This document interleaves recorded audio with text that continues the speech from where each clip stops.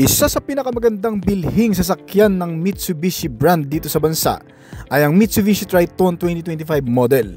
Ito yung bagong konsepto ngayon ng pickup truck na modelo ng brand na kung saan nag-evolve sa pinakabagong disenyo. Bagay na bagay ito sa mga taong naghahanap ng libangan at yung mahihilig mag-trail, yung pumunta sa mabubundok na lugar. Kung ikaw naman ay nakakaangat na at kaya mo nang bumili ng isang sasakyan na gaya nito, yung walang pinipiling lugar o klase ng kalsada na dadaanan, baka makatulong sa yung video na ito. Alaalamin natin mga kaibigan ang advantage at mga disadvantage nito.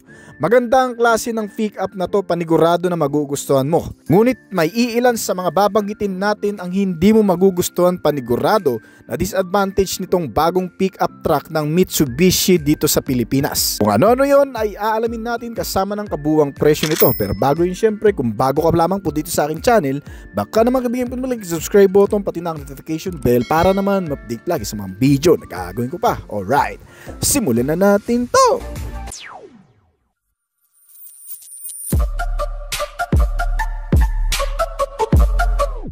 Official na ibinenta ang Mitsubishi Triton sa merkado ng Pilipinas noong nakarang taon, ang pinakamalakas at bagong sasakyan ng brand sa pick-up truck segment dito sa bansa. Itong modelo na nasa video natin ay ang pinakamataas na variant ng Triton na tinatawag na Athlete. Ang pick-up truck na ito ay may 7 klase ng variant na pagpipilian. Mula sa pinakamababang klase ng variant nito na may estimated price lamang na 1 million pesos. Manual transmission, ngunit marami ka pang hahanapin. Samantalang itong nasa video natin ay halos kompleto na. Orange ang signature na kulay ng range topper Athlete Triton model na nagre-represent sa strength, pagiging powerful at mas compact na klase. Kumpara sa ibang mga variant nito, meron itong massive front grille design na binansagan V-smooth design concept ng brand. Kaya sa commercial video ng Mitsubishi, animoy kumakain ng alikabok itong Triton sa angas ng dating nito. At ito ngayon ang isa sa pinakamagandang pick-up truck sa Pilipinas ngayon na hindi alam ng marami. Kung ikukumpara ang lakas nito sa ibang mga brand, ay di hamak na mas malakas itong Triton sa ahunan. Maging sa trail truck, ang Mitsubishi Athlete Triton ay hindi magpapahuli. Meron itong rugged style na kinukumpleto ng mga black glossy garnish sa kabuwang disenyo ng body. Kaya na makikita sa gilid ng mga black wheel arch garnish, color black na alloy wheel tires, isang mahabang side step board at front grille honeycomb design na may dalawang L-shaped garnish na may kaunting kulay gray sa bumper skid, kulay itim ang roof rail at built-in roll bar na black garnish. Ang sukat ng gulong nito ay nasa 265 by 60 or 18. May eksaktong lapad, laki at taas para ibagay sa kahit anong kondisyon ng kalsada na sinusuportahan na magagandang suspensions. Gaya ng independent front suspension na may kasamang shock absorber, stabilizer at coil spring, at rear suspension na lip spring with stabilizer bar. Ang makina ng Mitsubishi Triton ngayon ay 4N16 na may kasamang turbocharged system. Noon pa man ang nagpapalakas na ng performance output ng modelong ito, ay ang dagdag na lakas na nanggagaling sa turbo system nito. Ang bagong makinang ito ay mas matagal ang maintenance kumpara sa lumang 4N15 engine. Kasi tumatagal ng 10,000 km ang engine oil o higit pa bago papalitan. Itong Mitsubishi Triton Athlete ay may disadvantage naman na dapat prepare ka rin dito. Kasi medyo mahal ang mga langis ng modelong ito at iisang klase lamang ang ginagamit dito. Medyo sensitive ang engine, lalo na ang mga computer box, at hindi ka rin pwedeng magpalit ng ibang electric spare parts o magdagdag. Kaya kung plano mong bumili nito, ay mas maiging alam mo ang mga bawal at pwede dito. Medyo mahaba pa ang rear cabin space nito, na kung saan pwede mong kargahan ng malalaking gamit, appliances o kaya naman motorsiklo ay pwede mong pagkasyahin dito. May magandang klase itong design ngayon ng tail lamp. Kung sa dating modelo ay naka-teardrop design ang taillight nito, sa bagong modelo ngayon na Mitsubishi Triton, ito ay naka-T-shape design na at LED pa rin. Meron itong daytime running light, kasamang brake light, clearance lamp at mga turn signal lamps nito. Medyo na-elevate ang pormahan nito ngayon at mas naging matatag ang visibility nito, lalo na sa madidilim kasi mas kitang-kita siya. At dito sa ibaba, ang rear bumper nito na may color silver at center stepboard panel. Meron itong built-in bed liner na rin nakasama upang mas maging makapit at hindi dudulas ang mga bagay na ilalagay mo dito at mas naging perfect siya para pagkargahan. Ito ang maganda sa mga pick-up truck gaya nito dahil may ganitong space for cargo talaga. At i-check naman natin ang second row seat interior base nito. Kung papansinin mga kaibigan, meron itong makakapal at malalapad na mga upuan. Hindi pa ito mga naka-leather cover pero mukhang matibay na rin naman ang fabric cotton na inilagay dito. Well, okay lang din naman kasi kahit papano, based na rin sa aking experience ay hindi naman mainit sa balat ang mga ganitong klase kung mabibilad man ito sa araw.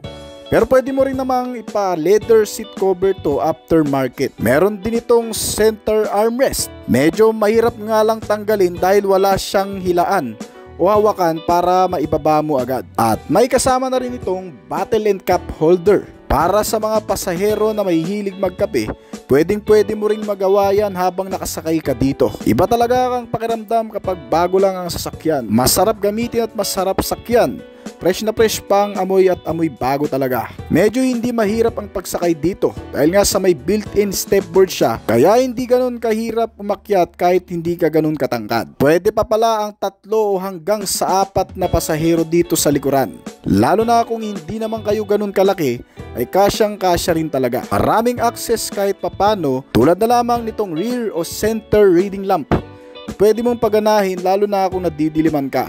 Meron na rin itong mga bulsa sa likuran ng upuan. Pwedeng paglagyan ng ilang mga gamit, bagay o mga papeles. At kasama rin sa mga features pa nito ang mga USB port charging system. Kahit mga pasahero ay ma-enjoy ang napakahabang biyahe kung may mga ganitong klaseng sistema. O saan, pag nalobat ang gadget ay pwede mong isaksak dito para makapag-charge ka. Ang mga inner rear door handle nito ay mga naka-chrome na rin. Napaka-class ng dating at mukhang mamahaling tingnan.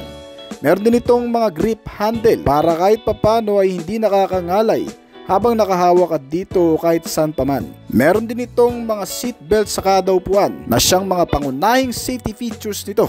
Para kahit papano, kung magkakaroon man ng matinding pagpipreno ay hindi ka basta-bastang tatalsik sa kinauupuan mo. At oo nga pala, ang rear brake nito ay ginamitan ng drum brake type na klase. Ay napakahabang dimension at napakalaking klase ng sasakyan. Ito yung mga tipo nakakabiliban sa kalsada dahil hindi basta-bastang didikitan na mga maliliit na kasabayan. At pagdating naman dito sa front seat interior base nito, mas maluwag ito ng kaunti sa second row seats para komportable at makakagalaw ng maayos ang magmamanage ng manubela nito. Ang driver seats nito ay 6 na beses mong pwedeng i-adjust sa magkakaibang posisyon. Meron itong seat lever sa parting kaliwa na kung saan dito mo mai-adjust ang posisyon ng upuan. Pwede mong pataasan, pwede mong pababaan. Nakadepende sa iyo kung saan ka mas magiging komportable. Kahit gaano ka siguro kalaki ay mapagkakasya mo ang sarili mo dito. Narito na rin ng power door lock o yung tinatawag na window master switch nito na kung saan may mga control sa mga bintana nito kasama ang control sa mga side mirror. At ang manubela nito ay multifunctional na rin. Narito na ang lahat ng control pati sa ibang mga switch function gaya ng sounds, ng infotainment, pati ng phone connectivity at iba pang mga sistema na makatutulong sa iyo para mas maging accessible ang pagdadrive. Ang steering type na ginamit dito ay hydraulic power. Ang hydraulic power steering type ay gumagamit ng pressurized hydraulic fluids para mas magaang ang pagpapaliko-liko o pagkabig ng manubela.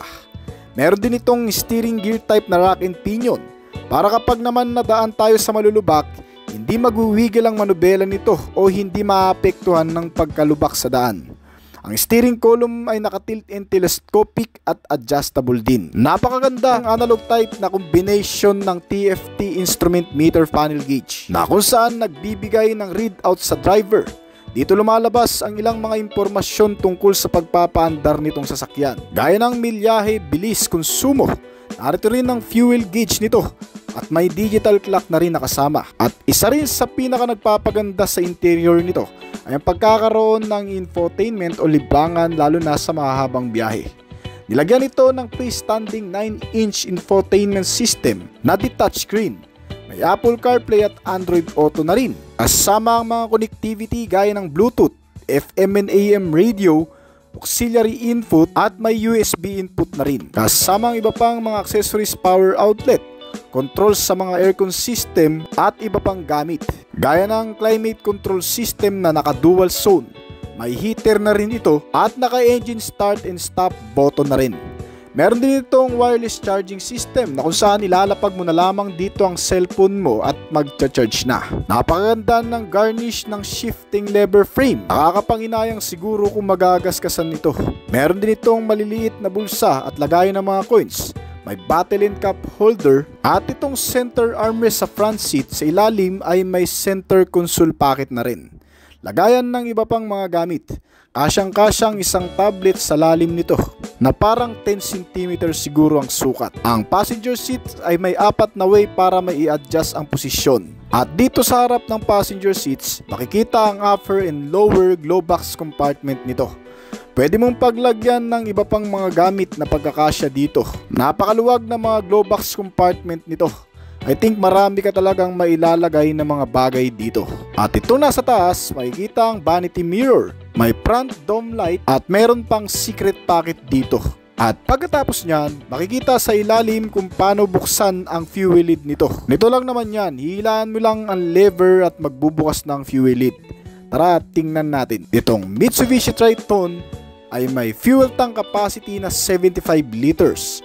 Naka-diesel engine ito at napakatipid ding kumonsumo. Kaya nitong kumonsumo pagdating sa city ride ng hanggang sa 10 to 11 km per liter. Habang sa highway naman ay kaya nitong umubos ng 1 litro sa loob ng 14 to 16 km. Sa ibaba ng lever ng fuel lid ay narito rin ang lever ng hood panel nito para mabuksan. Sa ilalim ng hood, makikita ang napakagandang set ng engine mechanism. Ang Mitsubishi Triton ay may makina na 2.4 liter diesel engine, naka-inline 4-cylinder, 16 valve at dual overhead camshaft. May kasama na rin itong turbocharge. Sa mga hindi nakakalamang, turbocharge ang mas nagpapalakas palalo sa hatak nito. Mas makakatipid ka din sa gasolina at mas maraming RPM ang nagagawa. Meron itong transmission type na automatic at naka 6-speed na rin ang gear shifting. Gumagawa ito ng maximum output na 180 horsepower sa kada 3,500 RPM at maximum torque na 430 Nm sa kada 2,250 hanggang sa 2,500 revolution per minute. Ang bilis nitong modelo batay na rin sa mga nakagamit ay umaabot ng 170 to 180 km per hour. Bukod pa dyan, sinamahan din ito ng makabagong mga safety features gaya ng anti-lock braking system, brake assist at electronic brake distributor. Mga safety features na tumutulong sa brake para suportahan ng maayos na paggamit nito. Ang ABS na nag-a-unlock sa maigpit na kapit ng brake sa mga biglaang pagpipreno. Binibigyan ka ng sandaling pagkakataon para makaiwas sa mga mababang gamo.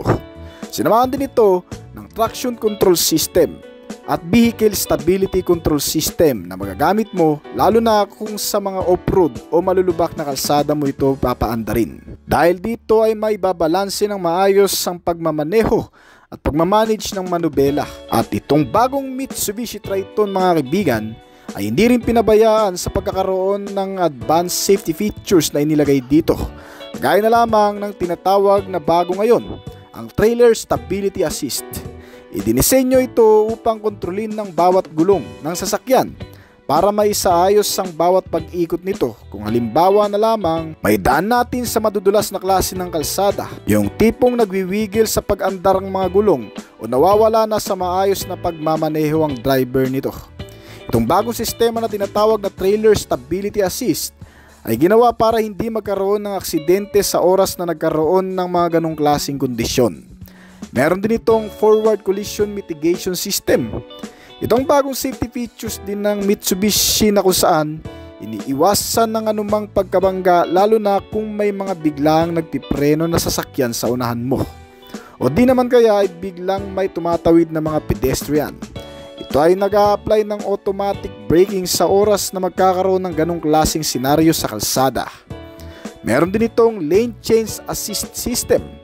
Isang safety features din na sumusuporta sa pagpapalipat-lipat ng linya sa loob ng kalsada para maiwasang makabangga o makasagi ng mga kasabayan. At bukod pa dyan, sinamahan din ito ng auto high beam na kusang tumataas ang headlamp nito sa oras na kinakailangan. Halimbawa na lamang napakadilim na sa daan, ay automatic ding lalakas ang ilaw nito at automatic ding maglo-low o bababa kung may mga makakasalubong kang sasakyan. Meron din itong speed sensing door lock. Usada mang naglalak ang mga pintuan nito sa oras na mabit nito ang 20 km/h na bilis. Meron itong rear cross traffic alert na susuporta naman sa pagpapaatras mo lalo na kung nasa parkingan ka. Para nang sa ganun, kapag may biglang mga dumarating na sasakyan sa likuran mo habang ikaw ay nagpapatras, ito ay mag-a-apply din ng brake para nang sa ganun ay hindi mo maatrasan ang mga biglang sumusulpot sa likuran. Sinamahan din ito ng blind spot monitoring na magagamit mo sa mga biglang pakurbada at sa mga sumisingit na sasakyan. Meron din itong hill start assist control na para naman sa mga paakyat na kalsada o mabubundok na klase ng lugar. Sinamahan din ito ng engine check warning para malaman kung nagkakaroon ng aberya o malfunction ng buong sistema ng makina nito para madala natin sa pinakamalapit na service center. At isa pa, meron din itong emergency stop signal na nagpapakita ng senyales para sa ibang mga sasakyan kung magkakaroon ng biglaang paghinto sa gitna ng kalsada. Meron din itong parking safety features gaya ng parking sensor sa front and rear bumper nito. May kasamang rear camera for better parking assistant at isang 360 camera para makita ang buong kapaligiran nitong sasakyan. Lalo na kung masisikip ang lugar ay mas maganda na ring meron nito para nakikita mo kung may masasagi kang debris o ibang mga sasakyan sa paligid. At syempre para naman sa mga baby o bata nating kasama, sinamahan ito ng child safety lock para hindi basta-bastang mabuksan ang mga pintuan at ISO fixed child mounts para mas komportable ang kanilang pagsakay. Meron itong side impact beams na pumoprotekta sa anumang kolisyon upang hindi mapuruhan ang mga nakasakay dito sa loob. At may crash sensor na rin. May mga kasamang airbag sa passenger and driver seats na poprotekta sa anumang masiselang parte ng bahagi ng katawan natin kung magkakaroon ng matinding pagkabangga o pinsala nitong sasakyan. At kung napakarami ng safety features, nilagyan din ito ng maraming security features para hindi basta-bastang magalaw, mapagana o makarnap ng kahit na sinong magtatangka dito. Gaya na lamang ng pagkakaroon ito ng power door lock, central locking na mas nagpapalakas ng kapit ng mga pintuan nito. Kahit gamitan ng mga tools para mabuksan ay hindi uubra dito. Sinamahan din ito ng engine immobilizer system para naman hindi basta-bastang mapagana rin ang makina nito kahit gamitan pa ng traditional way o mga electrical procedure para paganahin ay hindi rin uubra dito. Meron din itong anti-theft alarm na tutunog na lamang kapag nasagi mo ito. Meron ding anti-theft device na kung saan matitrace at makikita natin kung saan man ito dadalhin nang magkakarnap dito. Itong Mitsubishi Triton mga kaibigan ay available na dito sa bansa. Kung may plano kang bilhin ng modelong ito o ipasok sa hulugan, pwede mo akong kontakin baka matulungan kita. Para sa kabuang presyo mga kaibigan, itong nasa video natin ay nagkakahalaga ng 1,582,000 pesos. Depende sa branch na pagbibilhan nyo. So hanggang dito na lamang po siguro ang ating video ngayon. Kung nagustuhan mo ang topic natin yun, baka pwedeng pa-click ng like button at pa-comment na rin ang iyong opinion sa ibaba ng video na ito. Bago po tayo magtapos ay nais ko po munang magpasalamat sa mga patuloy na sumusuporta at matangkilik at nag-aabang palagi sa mga video na ina-upload natin dito sa ating channel. Maraming salamat po at shoutout po sa inyo guys. Kaya kung bago pa lamang po dito sa aking channel, baka naman kaibigan pwede maklik ang subscribe button pati na ang notification bell para naman ma-update palagi sa mga video na gagawin ko pa. At syempre hintayin ko rin ang opinion at comment po sa baba kung may mga katanungan katungkol sa video na ito. Huwag kang mayang mag-comment kaibigan upang nang sa ganun ay masagutan ko rin mga nais mo pang malaman at makakuha rin ako ng idea mula sa iyo na magagamit ko sa aking mga susunod pang video na gagawin. This is Oblis Collection. Thank you!